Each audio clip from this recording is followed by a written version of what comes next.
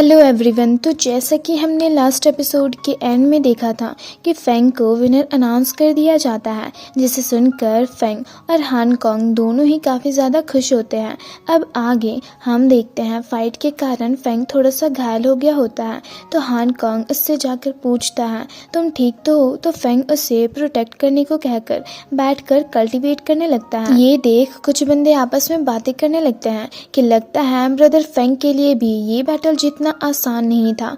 फिर हम देखते हैं कुछ देर तक कल्टीवेट करने के बाद फेंग खुद को हील कर लेता है, तो हांगकांग इससे पूछता है अब तुम्हारी चोट कैसी है। तो फेंग कहता है आप फिक्र मत कीजिए, मैं ठीक हूँ। फिर नेक्स्ट सीन में हम फेंग को शिंग्यू के मेमोरियल टेबल के पास खड़ा देखते हैं, जहाँ वो शिंग्यू को ग्रीट करते हुए उसे बताता है कि मैं आउटर सेक्ट कंपटीशन में टॉप 5 में पहुंच चुका हूँ। आप मुझे थोड़ा सा और वक्त दीजिए, बस एक बार मैं इनर सेक्ट में एंट्री कर लूं, उसके बाद मैं आपका बदला सबसे लेकर रहूंगा। तभी वहां पर अंकल ली आते हैं, जिन्हें देख फेंग काफी खुश होता है और उन्हें गले लगाकर कहता है मैंने आपको बहुत मिस किया। तो अंकल ली उससे कहते हैं यंग मास्टर की चॉइस कभी गलत नहीं हो सकती, और शिंग्यू के मेमोरियल टेबल पर अगरबत्तियां जलाकर उसे ग्रीट करते हैं और कहते हैं मैंने सोचा नहीं था कि वो दिन हमारी आखिरी मुलाकात होगी और फेंग इतना बड़ा हो जाएगा। जिसके बाद फेंग उन्हें टी सर्व करते हुए उनसे पूछता है कि आखिर आप इतने सालों से थे कहाँ। तो अंकल ली कहते हैं डार्निंग सिटी, जिसे सुनकर फेंग चौंक कर कहता है डार्निंग सिटी, पर आप वहाँ क्या कर रहे थे। तो अंकल ली उसे बताते हैं कि डार्निंग सिटी में 4 बहुत बड़ी फैमिलीज हैं, जिनमें से एक यान फैमिली है। तो फेंग चौंक कर कहता है यान फैमिली, इसका मतलब मास्टर। तो अंकल ली उससे कहते हैं हाँ, तुम्हारे मास्टर यान फैमिली से थे भी और नहीं भी। और वो फेंग को शिंग्यू के पास्ट फैमिली बैकग्राउंड के बारे में बताने लगते हैं कि शिंग्यू की मॉम यान फैमिली की मेड हुआ करती थी, पर प्रेग्नेंट होने के कारण उसे काम से निकाल दिया गया, और जब शिंग्यू 10 साल का था तो उसकी मॉम की डेथ हो गई, जिसके बाद वो शियान युआन सेक्ट को ज्वाइन करके काफ़ी फेमस हो गया। पर मिसेस यान का कोई वारिस ना होने के कारण वो शिंग्यू को अपना वारिस बनाना चाहती थी, लेकिन उसने मना कर दिया। तो फेंग उनसे पूछता है इसका मतलब शीशी को यान फैमिली ने भेजा था, क्यों है ना। तो अंकल ली उसे बताते हैं कि शिंग्यू के एक्सीडेंट के बाद मैंने डार्निंग सिटी में इन्वेस्टिगेट किया, तो मुझे पता चला कि उस पर पान लॉन्ग सील के कारण अटैक कराया गया था। जिसे सुनकर फेंग काफ़ी गुस्से से कहता है यान फैमिली की ऐसा करने की हिम्मत भी कैसे हुई। जिस पर अंकल ली उसे कहते हैं अब तो पान लॉन्ग सील के मिलने के बाद ही हमें हमले के पीछे की सच्चाई पता चलेगी। तो फेंग उनसे पूछता है इसका क्या मतलब।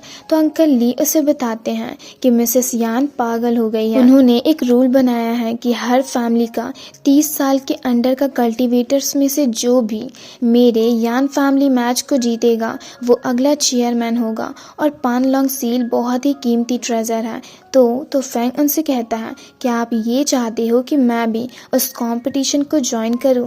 तो अंकल ली कहते हैं हाँ। तो फेंग उनसे पूछता है तो क्या मैं इसके लिए एलिजिबल हूँ। तो अंकल ली उससे कहते हैं एक बार शिंग्यू ने कहा था कि जो चीज़ उसकी है वो तुम्हारी भी है, तो अगर यान फैमिली तुम्हें पार्टिसिपेट नहीं करने देगी, तो अगर मैं ये न्यूज़ फैला दूँ तो बाकी फैमिलीज उन्हें फोर्स करने लगेगी। तो फेंग उनसे कहता है इसका मतलब अगर मैं यान फैमिली के साथ पंगा लूं तो ये देख बाकी फैमिलीज खुश होगी। तो अंकल ली कहते हैं हाँ, पर इसके बारे में तुम किसी को नहीं बताओगे, और यान फैमिली में होने वाले कंपटीशन में अभी भी वक्त है, तब तक मैं सब कुछ इन्वेस्टिगेट करके आता हूँ।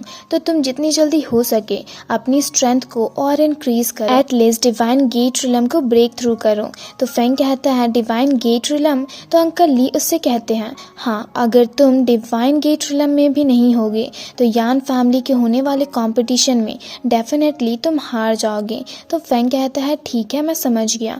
फिर नेक्स्ट सीन में हम फेंग, हान यू और हांगकांग को सेक्ट मेंशन के बाहर खड़ा देखते हैं, जहां फेंग हांगकांग से पूछता है सेक्ट लीडर ने हमें यहाँ पर क्यों बुलाया है।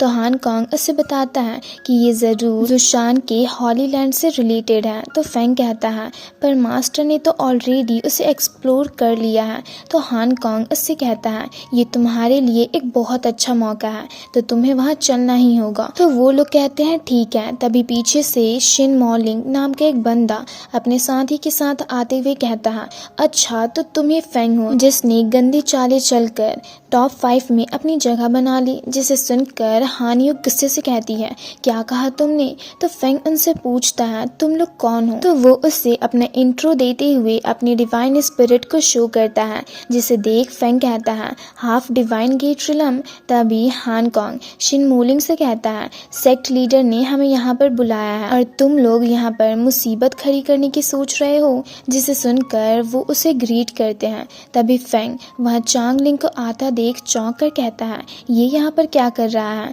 तो हान कॉन्ग उसे देख फेंग को बताता है कि ये सब यूशी के कारण हुआ है, ज़रूर उसी ने इसे टॉप 5 में जगह दिलाई होगी। जिसे सुनकर फेंग को काफ़ी ज़्यादा गुस्सा आता है। तभी उन्हें सेक्ट लीडर अंदर आने को कहते हैं, तो वो सब मेंशन के अंदर जाते हैं और सबको ग्रीट करते हैं। तभी हान कॉन्ग शिंगजाओ के बगल में जाकर बैठता है। वहीं हम एल्डर चेन को भी ड्रिंक करते हुए देखते हैं।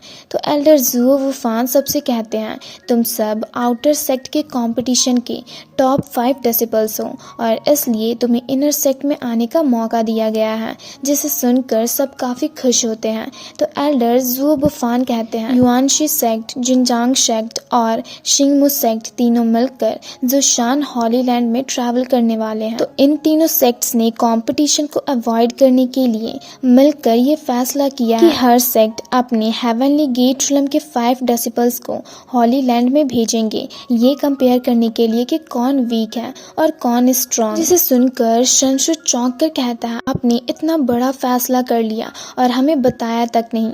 तो जिंग जाओ एल्डर जुओ वुफान से कहता है, हॉलीलैंड को अभी तक पूरी तरह से एक्सप्लोर नहीं किया गया है, ना जाने वहाँ पर कितने सारे कीमती ट्रेजर्स होंगे। तो इतनी बड़ी रिस्पॉन्सिबिलिटी हम इन जूनियर्स को कैसे दे सकते हैं? तो एल्डर जुओ वुफान गुस्से से उन दोनों को देखने लगते हैं। तो वो दोनों शांत हो जाते हैं। तो एल्डर जुओ वुफान सबको बताते हैं कि जो भी सेक्ट इस कंपटीशन का विनर होगा वो हॉलीलैंड उसका हो जाएगा, और अगर तुम लोग वो कंपटीशन जीत गए तो ना सिर्फ तुम्हें कीमती ट्रेजर्स मिलेंगे बल्कि सेक्ट तुम्हें एक बहुत बड़ा इनाम भी देगी। तभी एल्डर शू जोंग डोंग उनसे कहते हैं, पर ये बाकी स्टूडेंट्स के साथ अन्याय होगा क्योंकि इनमें से कुछ स्टूडेंट्स बाई लक पास हुए हैं। जिसे सुनकर हानियो काफ़ी उदास हो जाती है। तो एल्डर चेन कहते हैं, विनर किंग होता है और लूज़र लूज़र ही होता है, और रही बात लक की तो लक भी स्ट्रेंथ का ही एक हिस्सा होता है। पर जिंगजांग सेक्ट और शिनमू सेक्ट के कुछ डिसिपल से फाइट करना इतना आसान नहीं है, तो जो वीक होगा वो मारा जाएगा, इसलिए तुम सब फिर से एक बार सोच लो।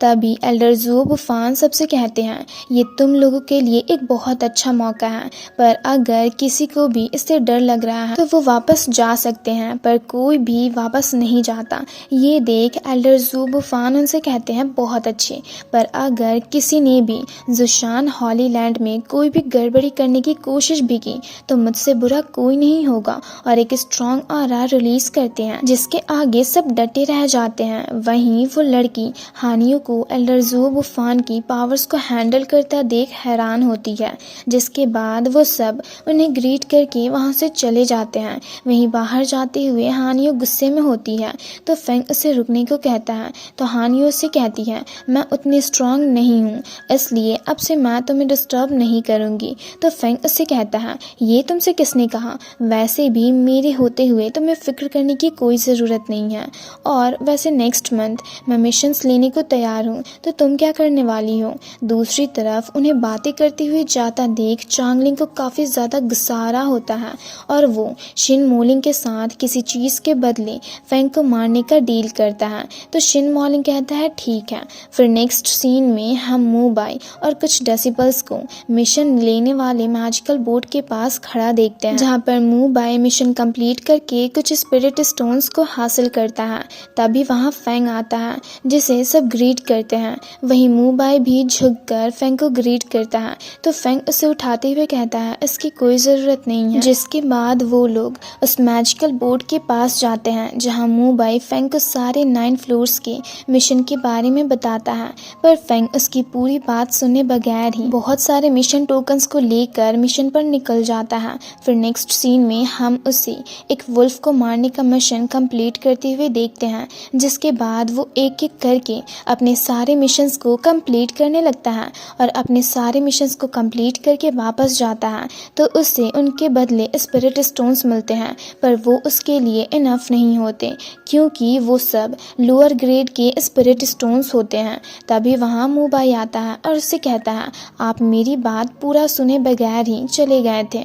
अगर आपको स्पिरिट स्टोन्स चाहिए तो आप 8 रिलम के मिशंस को भी चूज कर सकते हो। और वहीं मिशन को कंप्लीट करने के लिए मूबाई को एक स्पिरिट स्टोन की बड़ी सी पोटली मिलती है, जिसके बाद फेंग भी 9th लेवल का एक मिशन चूज करता है। ये देख मूबाई चौंक जाता है तो फेंग उससे कहता है, रिस्क और अपॉर्चुनिटी दोनों ही एग्जिस्ट करती है तो इसमें डरने वाली क्या बात है। और उस मिशन टोकन को अपने पास रखता है तो मैजिकल बोर्ड पर कुछ रिटन वर्ड्स अपीयर होते हैं, जिसे देख मूबाई फेंग को बताता है कि अगर आपको मिस्टीरियस गिफ्ट नहीं चाहिए तो आप इसके बदले 2000 मिडिल ग्रेड के स्पिरिट स्टोन्स भी ले सकते हो। तो फेंग काफ़ी खुश होकर कहता है, ये तो सच में कमाल की है। और इसी के साथ ये पार्ट यहीं पर ख़त्म होता है। और अगर आप लोगों को ये वीडियो अच्छी लगी तो वीडियो को लाइक और चैनल को सब्सक्राइब कर दें।